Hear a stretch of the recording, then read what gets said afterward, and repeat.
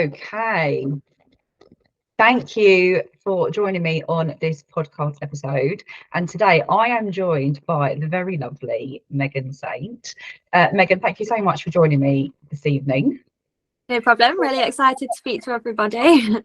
Good. I'm so glad. And Megan is, well, I'm going to actually let you just introduce yourself, Megan, and just tell us a little bit about kind of who you are and what you do. That would be great. Yeah, okay, thank you. So hi everybody, I'm Megan. I'm the founder of a company called Your HR Handled. So it's kind of in the title, but I'm a HR consultant. So I support mostly small businesses with their HR practice. So just in case you're not that familiar with HR and what we actually do, it's anything from sort of supporting employees' performance, absence, writing contracts, writing handbooks and policies, and then obviously dealing with not so good behaviour. And I suppose more relevant to what we'll be talking about today is just ensuring that businesses have good practice in terms of equality, diversity, and have a good inclusive culture that encourages, for example, mums into the workplace. And I just generally feel quite passionate about that topic. So I was really sort of happy when I was introduced to Amanda and we had the chance to sort of put this together. So yeah, really looking forward to it. Brilliant. And it is something like we're in 2023 now, and it shouldn't be a thing that, you know, kind of mums need to be kind of extra looked after or looked out for, but here we are. So it is really important, and it's brilliant that you do this, so thank you. When I was going on with, like, I worked for a big organization when I was pregnant and had my son, and to be honest, I didn't have a clue if they were doing it right or kind of what my rights were or anything like that. I think when you work for a big organization, you just get swept up, don't you? It's like, oh, if they just say this is it, then you just go kind of with it. But actually, asking questions and kind of knowing where you stand is really powerful for parents these days. So it's brilliant. And I think as well, in like the bigger corporate organisations, you tend to find if you ask a question, they just refer you to a policy that's really wordy. You still don't know what it means. So yeah, it's helpful to have somebody, I guess, that can explain it in just normal terms, really. Yeah, absolutely. Brilliant. Okay, so you've got some super helpful stuff for us today, which I'm really excited to go through. So we're going to be going through pregnancy, maternity, and paternity, because that's really important as well, and brilliant that you're going to include it. So shall we just kick straight off? Yeah. So hand over to you, and I'm here if you need me. Yeah, okay, perfect. So I'm going to try and do it chronologically. So sort of from the point of informing your employer that you're pregnant, and then the things that you might encounter along the way, and then, as Amanda said, covering maternity and also paternity, because it's important that you know what your partner's rights are as well when you're pregnant. So yeah, we'll start from the beginning, which I guess is informing your employer that you're pregnant. So a question that I get asked a lot is, when do I have to tell them? And I mean, ideally you want to tell them as soon as possible, but that's not to say that you have to tell them straight away. So the absolute deadline for telling them is 15 weeks before the expected week of childbirth. So once you obviously have the date of when your baby is due or supposedly due, then you have to sort of backtrack 15 weeks and see where it would be, and make sure you definitely tell your employer by that point. And that will just ensure that you secure your rights to any entitlements that you would qualify for. If you tell them after that date, I mean, a reasonable employer would still give you all of those things, but it just makes it a little bit more tricky. So I guess that's the first sort of number to remember, is 15 weeks before the baby's due date. You have to tell your employer. So that's so much later than I thought it was going to. Than I thought he was going to say. When you said like 15 weeks, I was like, oh gosh, actually 15 weeks into your pregnancy, but 15 weeks before your baby's due, that's actually quite far along. I guess it is if you're thinking in terms of pregnancy, because obviously pregnancy is a long time. But if you're thinking in terms of like a business planning and business continuity, 15 weeks is actually a long time to know that somebody's not going to be here. But yeah, a lot of people think that you have to tell them sort of like as soon as you know, but no, it's not the case. So I guess the next thing then, once you've told your employer that you're pregnant, they have a responsibility to make sure that the workplace is safe for you and your unborn child. So the first thing they should do is have a look at their risk assessment, which every employer should have, and then see what they need to do to change it, if anything, at this point, when you first tell them, you know, how far pregnant you are, if you're having any side effects, any symptoms, things like that. So they should review the risk assessment, and they should do that with you as well. So I've worked in businesses where they've sort of done it for the lady that's pregnant, and it's like, well, how do you know how she feels or what a risk might be? So if your employer tries to do it without your input, then make sure that you do have an input in it as well, because you'll know your body better than they will.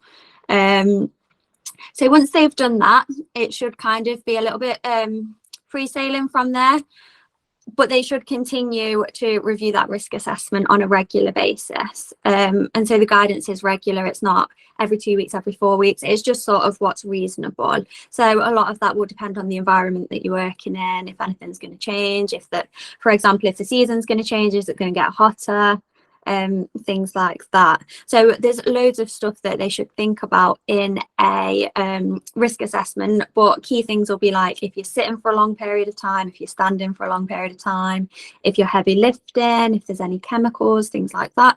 But another one is work-related stress as well. So if you're in a really sort of high-pressured job and you're pregnant and you've probably got a lot of worries outside, lots of emotions and things, so it's really important that you don't just think about the physical sides as well, and that they do think about, you know, the mental load as well.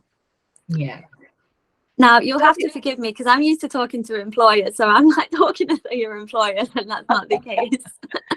That's okay. That's okay. Does it cover things, Megan, like hours of working? So my background is obviously shift work. Mm-hmm. So when it comes to like late shifts or night shift, in the risk assessment, are things like that taken into consideration? Yes, definitely. So they should definitely be in the risk assessment, and it might be, particularly in the early stages, they might agree that there's no need to change the shifts, or you might want to alter them slightly. But again, that's probably something, if you do agree at the start that the shifts are okay, something to continually review and make sure that it is still suitable. And, you know, it's likely that you might need to change the shifts if you are working later. And, you know, things like if you're going to be there on your own as well, you wouldn't really want somebody that's pregnant to be working on their own. So again, you might have to reconsider the shifts, or if there's anybody that could come on the shift with them. So yeah, that's a really good question actually, but definitely hours of work, and not just from a shift perspective as well. I guess, you know, if somebody's really struggling with morning sickness, it would be reasonable to maybe consider letting them come in later, so that they can sort of, you know, get up, get moving, and hopefully start to feel better throughout the day.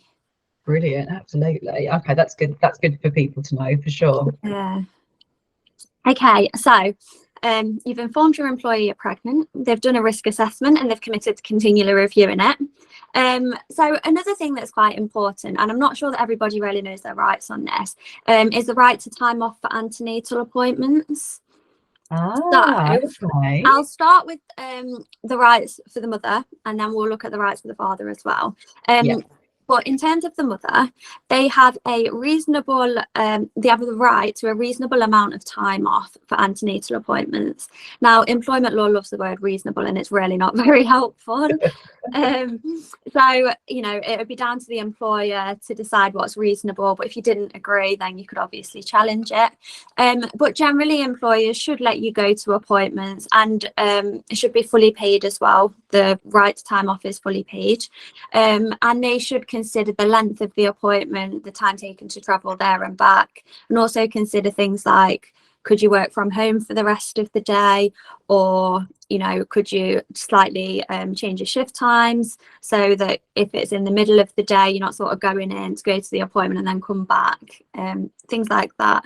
But yeah, all should be paid for. And I think what's really important to mention is that that's not just for sort of like medical related appointments. So, for example, if you wanted to attend a pregnancy yoga class, that would be included in an antenatal appointment. So again, full paid time off. Yeah, which people probably don't know. And to be honest, some employers probably don't know as well.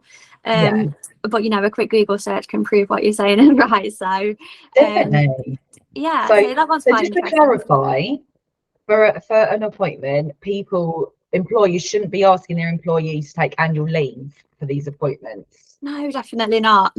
Okay. If they do, so basically, and we'll cover discrimination probably in the next live that we do, but a lady that's pregnant should not be treated unfavorably because they're pregnant. So if everybody gets 28 days annual leave, but a pregnant lady has to take that time off, has to take a day off, let's say, for an appointment, then in theory they would be treated less favorably because they've essentially got a day less because they have to go to the appointment. And it's not a holiday, is it? It's going to a medical appointment. Absolutely. And I think there's going to be some people hearing this that are going, oh my gosh. Like, I'm thinking back to myself as well, thinking I probably took annual leave to go to some of my appointments.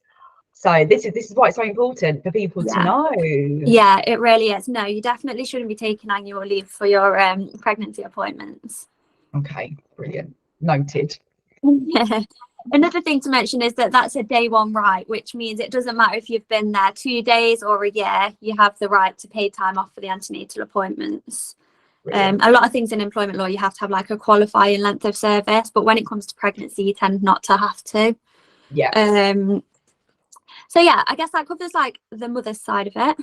In terms of fathers, they obviously might want to attend an antenatal appointment as well. So they have the right to attend, and this is a legal right, to attend 2 appointments with the mother. Okay. The difference here is that it's unpaid. Right.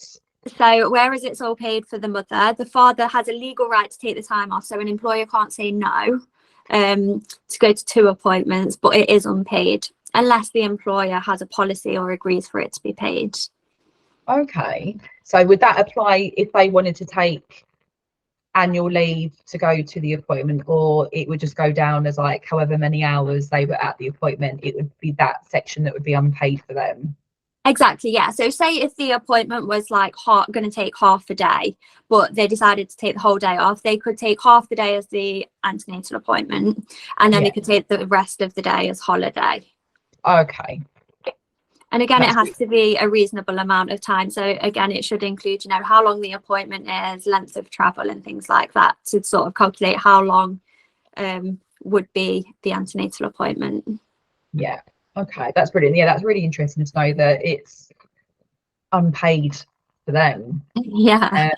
Because when I think of it, like everyone's kind of conception and pregnancy journey is so different. And some people go through so much stress and trauma with being on their journey, and actually they might have experienced maybe loss before this pregnancy, and on the lead up to a scan or an appointment be really, really anxious about what they might be told at that scan.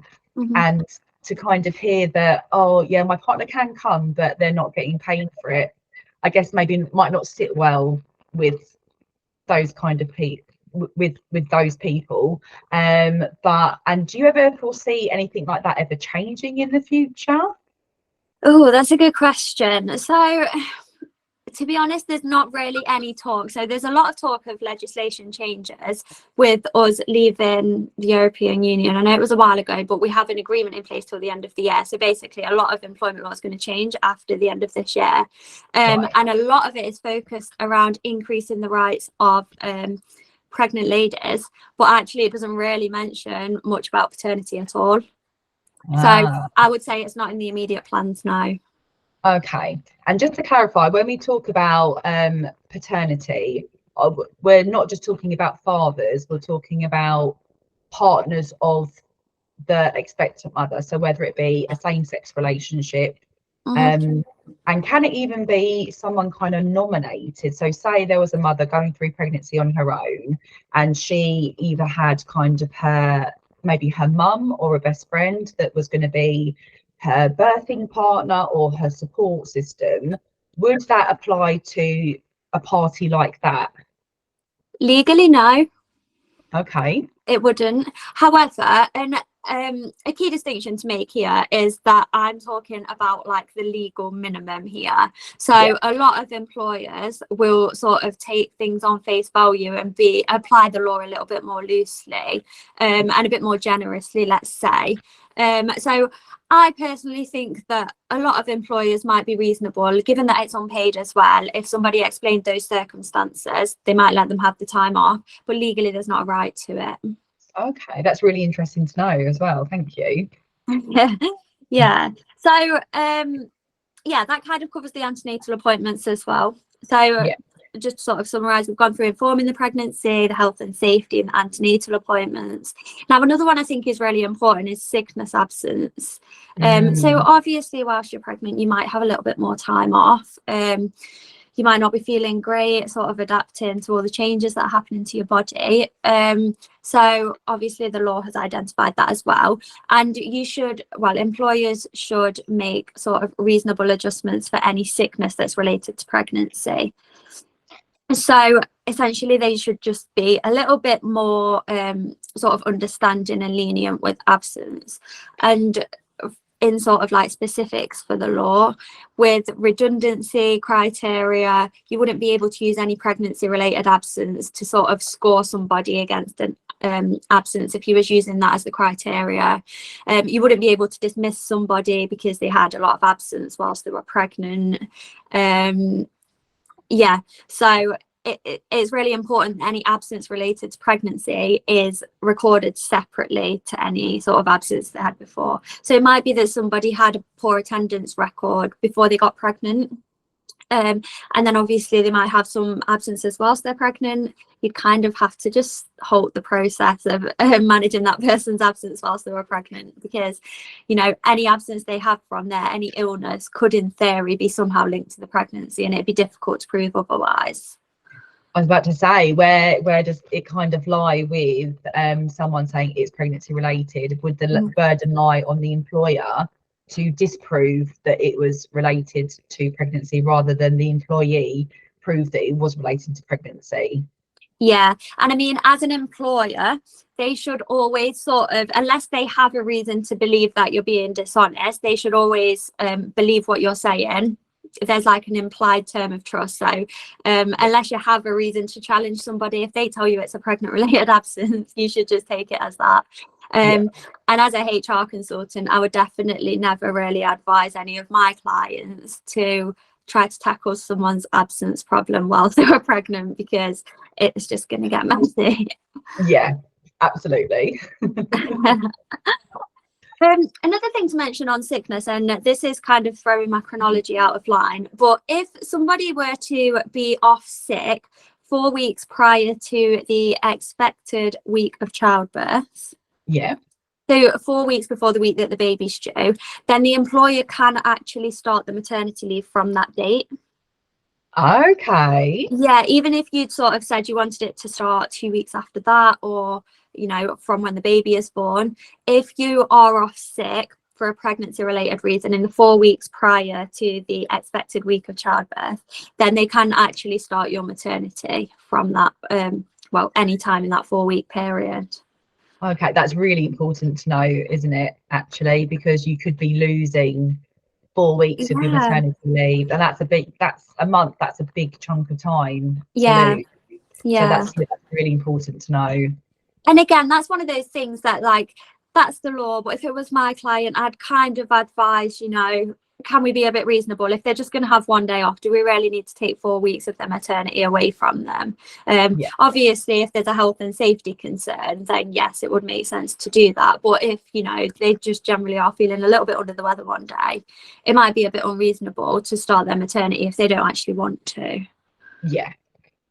And then the other thing with sickness absence is if somebody is sick and the employer thinks that it might be unsafe for them to be in the workplace, they can medically suspend them, even whilst they're pregnant.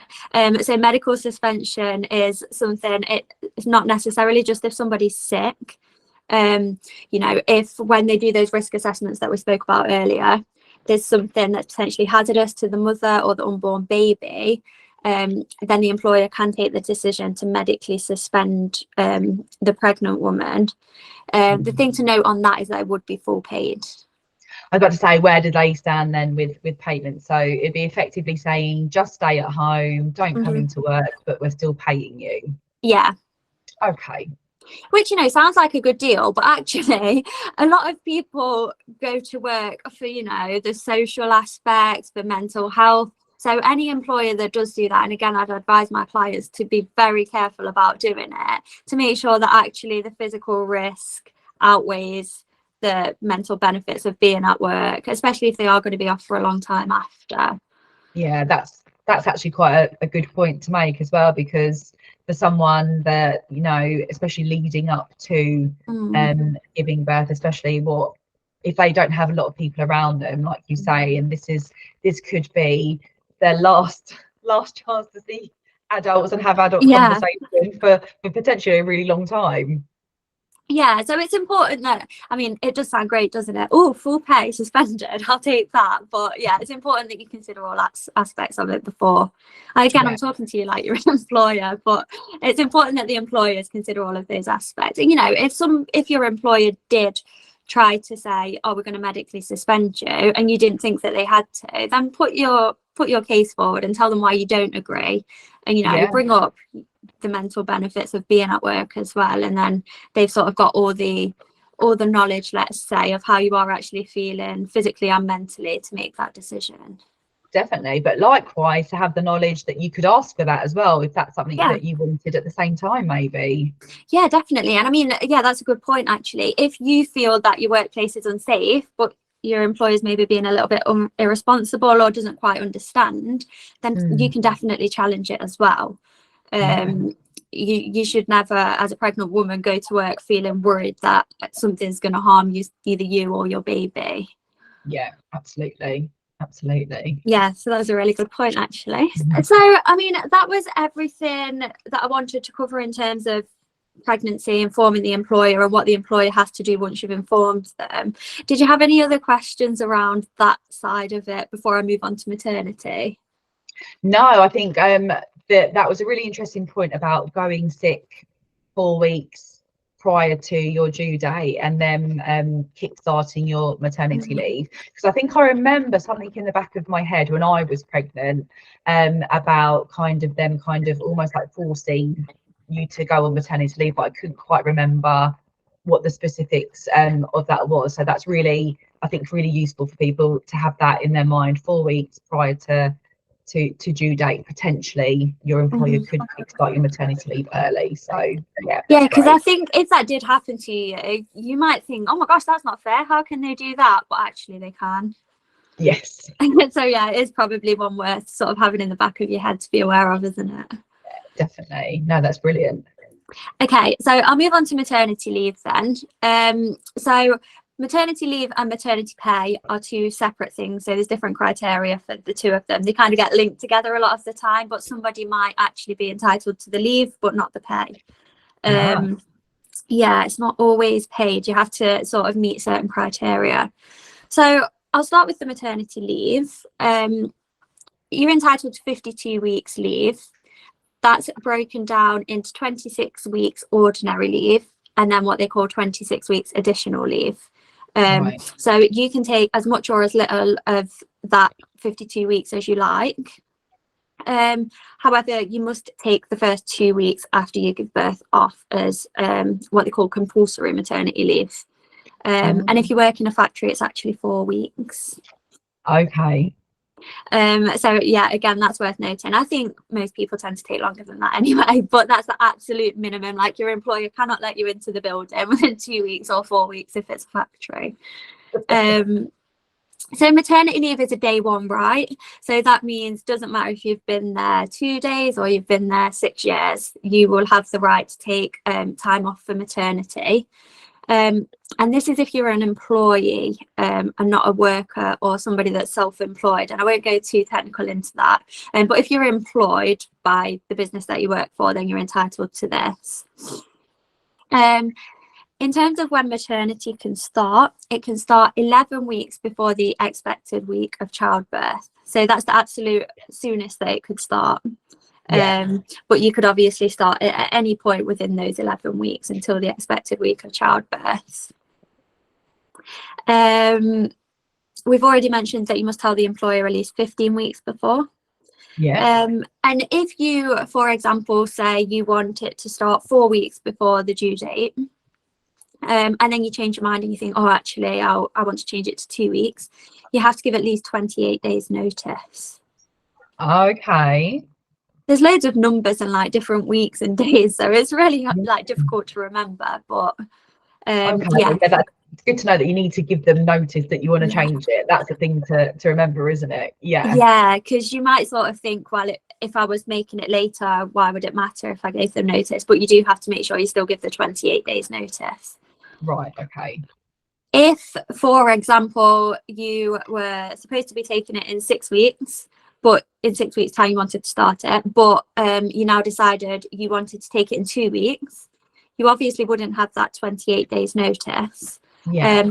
But I wouldn't let that deter you from asking, because they might be happy to agree to it. And again, that 28 days is just like the legal aspect of it, and a lot of employers might be quite reasonable, and if you want to start earlier, then they'll let you. Okay, that's good to know as well. So it's always just worth asking. Yeah, I don't want people thinking, oh no, I'm not even going to ask because I have to give 28 days notice, because you never know, they might say yes. Yeah. And another thing to mention is that maternity leave has to be taken in one go. So you can't have maternity leave for like 3 weeks and then come back for a bit and then take the rest of your maternity leave. Once you go back to work, your maternity leave ends. Right. However, okay. There's so much information, sorry. You can have what is called keeping in touch days, and they wouldn't break the maternity leave. So that's up to 10 days throughout your maternity leave. And you can go into work and you can, do a little bit of work, catch up with the team, things like that. They can update you on what's changed, what's happened. You can get paid for it at your normal rate of pay, and it wouldn't break your maternity. Ah, okay. So that's interesting to remember, because say you went off for maternity leave as full-time, and when you wanted to return, you plan to return as part-time. If you were to take those keep in touch days, you would technically still full-time. So would you get paid at a full-time rate rather than a part-time rate? No. So, and this is where it might get a bit technical. So the keeping in touch days can only be used whilst you're on maternity leave. So if you were to return part-time, that would cancel your maternity leave. That would end your maternity leave. Right. I kind of meant, so if you're getting paid for the kit days. Yeah. So would you get paid as a full-time day rather than, because you were in full-time employment, rather than when you plan to return you'd be part-time, so you'd be paid at the rate that you left at? Right, okay, I see what you mean. Yeah, so what they would probably do, so it would depend what your contract said at that point. So if your contract had changed part-time with effect from when you return from maternity leave, then you would technically, when you were doing the kit days, still be a full-time employee, so you'd get paid the full-time. Yeah. Okay, that's brilliant. And you can take those keep in touch days whenever suits you. So you have to agree them with the employer. Right. But yeah, between you could sort of negotiate when you wanted to take them.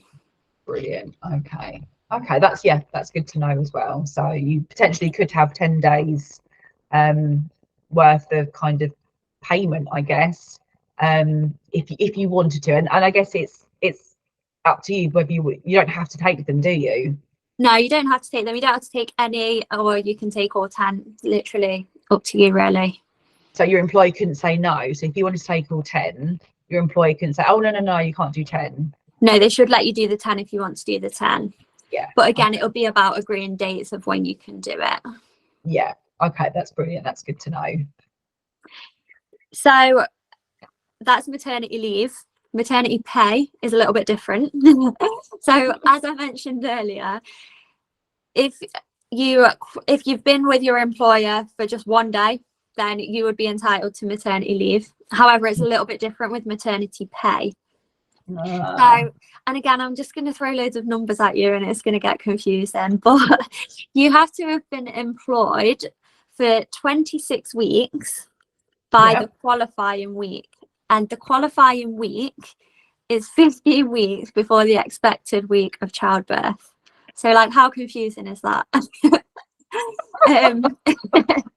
Everyone's getting the calendars out and searching days and weeks. Yeah, honestly, whenever I get a client that has actually got somebody that's pregnant, you have to just count it back on the calendar to see if they're entitled or not. So yeah, if you work it backwards, if you have the expected week of childbirth, so the qualifying week is 15 weeks before that, and at that point you have to have been employed for 26 weeks, which is about half a year. Right, okay. And that's what you need to tell them that you're pregnant anyway. Yeah, the qualifying week is when you have to tell them that you're pregnant. See, you're remembering it, it's fine. Yeah, so you also, to qualify, so you'd have to have that length of service, but you'd also have to earn on average £123 per week. Oh, okay. And that would be an average over the 8 weeks prior to the qualifying week, which is that 15 weeks before the expected due date. Right. Okay. So again, quite complicated. But, you know, if you earn on average over £123 a week, generally, then you'd probably qualify for it if you had that length of service as well. Yeah. So yeah, they're the only criteria that you have to meet. You would also have to, you know, give proof of pregnancy as well, which tends to be the MAP-B1 form, which I think you get from your doctor at around 20 weeks. Yeah. It might be 16, 20, around that time. So that should be all you need to give to your employer. You shouldn't need to give anything else to prove that you're pregnant. And they shouldn't ask for anything else either. So yeah, if you meet all those criteria, then you should be entitled to statutory maternity pay. Yes. So in terms of how that's paid, the first 6 weeks will be paid at 90% of your average earnings. Right. And then the remaining 33 weeks is currently paid at £172.48 per week. Right. If you earn less than that per week, then it would just be 90% of your average earnings for the whole time. Right. So I don't know if there's anyone that's good at maths on here, but the 6 weeks and 33 weeks adds to 39 weeks. And you actually could take 52 weeks of maternity leave. So 39 weeks pay, 52 weeks leave. So the last, I'm not very good at maths, the last 13 weeks, I think it is, would be unpaid. Yes, that's exactly what I remember. That's exactly what I did as well. Because I thought, I'm having the full year off, but the maternity leave pay and the statutory pay didn't cover me for the full year. So I think beforehand, I'd like just done, my husband worked a load of overtime and we just put the money into savings to kind of cover me. But yeah, so they're like, oh, you can have all this time, but we're not going to pay you for all that time. I know. And like the statutory maternity pay is quite low anyway, isn't it? And it's, oh gosh, yeah, it's difficult. It is. So for the people that aren't earning the threshold payments per week to qualify for the maternity pay, what do they do? That was my next point. Oh, brilliant. Okay, read good. my mind. So if an employee doesn't qualify for maternity pay, or if you're self-employed, you're a worker, so for example, you work for an agency, then there's something called maternity allowance. So this is something that you apply to the government to rather than what you'd get from your employer. Right. So the qualifying criteria is pretty similar. And the payments can start up to 11 weeks before the expected week of childbirth. Oh, okay. And again, same amount of money, so you could get up to £172.48 per week. But that would be sort of calculated on what you were earning before and how you evidence it. I mean, obviously, if you're an employee, it should be quite easy to evidence how much you'd earned. If you're self-employed, it might be a bit more difficult. You might have to get a bit more information together. But you can apply for that on the government website, or you could go to like a job centre and they'll be able to help you with it as well. Oh, okay, that's good. So there are things in place to help people that aren't quite earning that threshold payment. Yeah, there are. And if you obviously don't qualify as an employee, and I mean, I've worked in businesses before where somebody's been sort of like really close to qualifying, but not quite. They've been like a week or two out, and the business has just agreed to pay it. That's nice. So yeah, you know, some businesses might. I suppose it depends on the culture and yeah, but again, always sort of worth just asking and seeing what they are actually like, how they respond to these sort of things. But if not, then speak to the job centre, because they're really knowledgeable about stuff like this, and they'll be able to help you like fill out the application and stuff. Yeah, that's good. So then in terms of maternity leave for those people, is it just a statutory maternity? Oh no, sorry, that's a really good point. So the maternity leave is the same for anybody. Oh, okay. So you still get the 52 weeks. Brilliant. Okay, but not the full paid 52 not full weeks. pay. Yeah.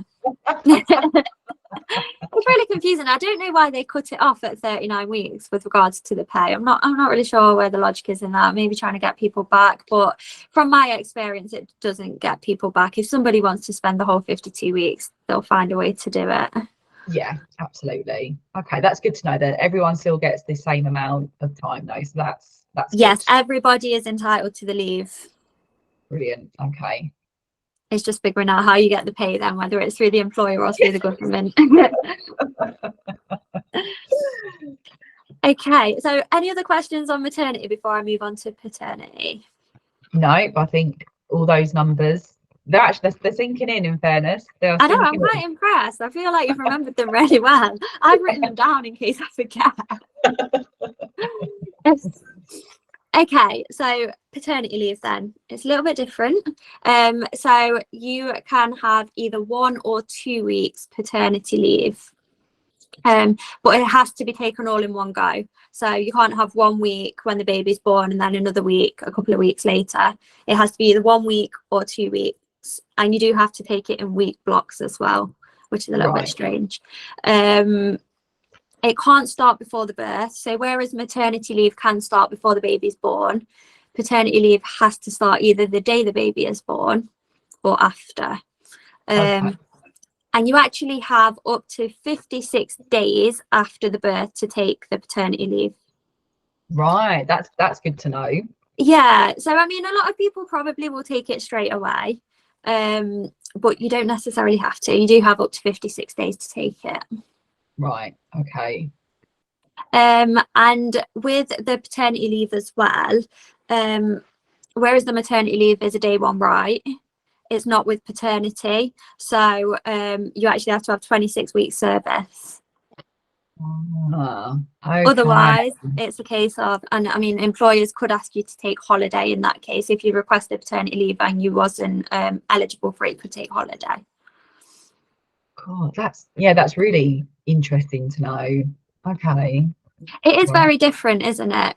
If you compare the rights, and I mean, obviously, you know, you can kind of understand why they are different. But yeah, I feel like dads sometimes do get a bit of a hard time with it in terms of employment law. Yes, absolutely. Well, they do. And also, I'm just thinking about the mother at home as well. Yeah. So that's the thing, isn't it? Because they're going back to work, and then mum going, oh my gosh, I've now got to do everything on my own, and I'm struggling, and I could really do with them to be around for a little bit longer. Yeah, and I mean, from my experience with like friends and clients and stuff, it's very daunting, isn't it, when that paternity leave ends, and it obviously goes super fast. And 2 weeks is not a lot of time to adapt to this whole new lifestyle, is it? Absolutely not. Well, also I'm thinking as well, like some mothers that go through real birth complications, and say they've had a cesarean and they physically can't pick up their baby for like up to 6 weeks, or they can't drive. I'm just thinking of the struggles that they might go through at that time as well. Yeah, and I mean, obviously we're splitting the session into two, and there are some other types of leave that you can take in those situations, Okay. which I think we'll go through more in the next one that we do. Yeah. But there are things such as, to quickly just overview, there are things such as dependent leave. So, you know, that would definitely qualify in those circumstances if the mother was, you know, completely unable to look after the baby. Both the mother and the baby would be a dependent of the father, so they could have dependent leave, but again, that's unpaid. And you can only use that in an emergency situation. So it's not like you could plan to have dependent leave for like 4 weeks, really. It should kind of be like in an emergency whilst you find a more suitable solution. But yeah, there are a few other types of leave, but they are unpaid. So yeah. Not ideal. No. Okay, but it is what it is. So yeah. In terms of pay then, so the pay is £172.48 per week. Right. Or again, if they earn less than that, then it would be 90% of whatever they earn.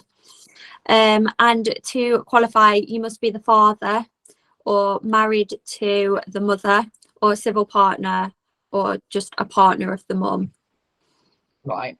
Okay. So again, birth and partner, for example, wouldn't count unless they were one of those things as well. Yeah. Okay, that's good for people to know. Definitely. Yeah. The birth and partner thing's a really good question, actually, and I've not been asked it before. Well, I'm just thinking of like single parents, and like the closest thing they've got is either a best friend or their mum or a sister or something like that doesn't fall into those other kind of categories, and that might be all that they got. You never know. But yeah, no, it's a really good point, actually. Maybe it's something that will change in the future, although obviously I haven't heard anything that it will be. But yeah, really good point. Best friends are just going to have to get married, aren't they? Yeah, just get married so that they can go to the appointments together. Yeah. So yeah, that's paternity leave and paternity pay. Obviously a lot more simple than maternity leave, but any questions on that one? So you said 1 or 2 weeks for paternity leave. Yeah. So what's the criteria for getting the 2 weeks as opposed to the 1? You just choose. So I don't know why anyone would choose 1 week. But I mean, I guess it's because you'd have a reduction in pay. So, you know, somebody might not be financially able to have a reduction in the mother's pay and then the father's pay for 2 weeks, but they might really want to have it for the 1 week. Yeah. So I can see why people, partners build up their annual leave to then take them, because actually have you had experience where people just don't take it because they don't want that reduction in pay? They'd rather just trying to build up their hours beforehand and then take it as annual leave, so then they're not losing any money. Yeah, I have. That actually happens quite often. Or they'll do it just for the 1 week and then have holiday for the rest. I've also worked in businesses where their policy has been a little bit silly, and they've had, for example, like full sick pay, full company sick pay, but then statutory paternity pay, and then the father will like ring in with like stress or something, get signed off by a doctor, get full pay and not bother with the paternity pay. Obviously not very ethical, but I mean, if you want to spend time with your baby and you're desperate and you really can't afford to take that drop in pay, you can see why people would abuse something like that, can't you? Yeah, definitely. Yeah. So yeah. Okay. And do you think then some employers might think just because that's what like the law says, that's all we're going to do, or do you think there are other businesses, employers out there that offer a little bit more for paternity leave? Definitely a mix of both. I think most tend to go for statutory, and it'll be sort of like the bigger, really corporate, maybe multinational organisations that'll offer, you know, enhanced or full pay whilst you're on maternity and paternity, just in terms of like, you know, attracting the best talent and things like that. Yeah. So they'll take that on the chin, especially because, you know, it's not like every employee is going to use it. So, you know, some employees might never use it, some might use it a couple of times, but yeah, I think it tends to be like the bigger businesses that would offer enhanced, whereas smaller businesses, you know, because especially in really small businesses with just a couple of employees, it's actually a really difficult time for them as well, because they really want to support their employees. But actually they've got a business to run, they've got to pay this money, and they've not actually got anybody helping and contributing. So you know, it kind of works both ways. Definitely. Okay, great. So another thing I wanted to bring up is shared parental leave. So this is something that I don't think many people know much about, and I think when we first spoke, actually, you was sort of quite keen to talk about this one, weren't you? Yeah. So shared parental leave is where you basically, the mother will end her maternity leave, and then the mother and the father will both enter into shared parental leave, where you can sort of be a bit more flexible on who takes the leave. So you still get the overall same entitlement, so it'll still be those 52 weeks of leave. But you can split it between the mother and the father. And shared parental leave is actually a lot more flexible, so you could both take it at the same time. So yeah, I know. So if there's 52 weeks of shared parental leave, then you could both just take 26 weeks off. That sounds good, doesn't it? It does, yeah. But then obviously after the 26 weeks, you both have to go back because you've used all the leave. Sorry, baby, I've taught you everything you need to know. This 26 weeks, you're on your own. But it can also be a lot more flexible. So you could still span it over 52 weeks in total. And, you know, mum could take 2 weeks, then dad takes 2 weeks, and then mum takes another 2 weeks, or mum takes a month and then dad takes a month.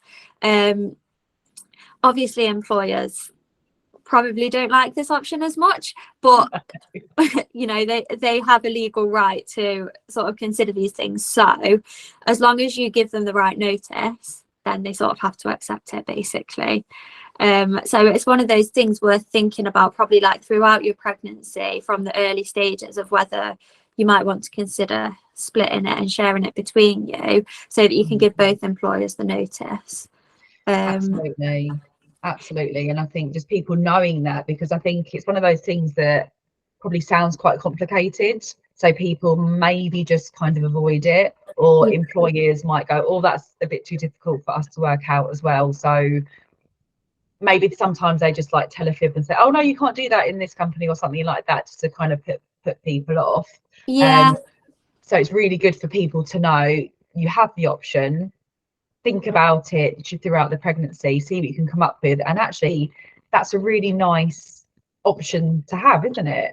It really is, yeah. And I mean, especially if, like, so, you know, there's financial considerations to taking all these leave, of course. So, you know, if one of you's on a really high salary, say, you know, the dad's on a really high salary and then the mum's on a bit of a lower salary, then it might make financial sense to sort of alternate it. So you still get that special time with your baby, but actually you're still getting a bit more of an income in as well.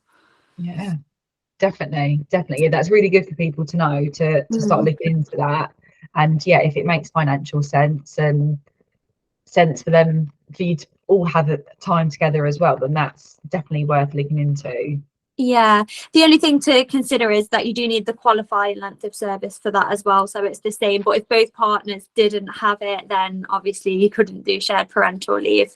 But if you both do, then, you know, I'd definitely consider it. And I think, like, you know, with maternity and paternity, everybody does it, so it's normal, and it might be a little bit complicated, but you sort of, like, everybody knows how to get through it and what it is.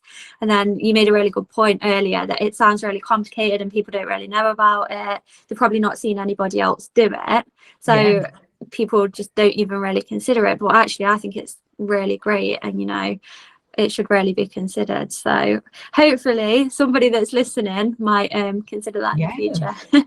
Definitely. And for those people that are listening and they might have something like this coming up and they're like, oh my gosh, I don't know where to start, I don't know where to look or who to ask, what's like the general point of contact within either a small business or a larger business, or where should they be looking, or who should they be talking to?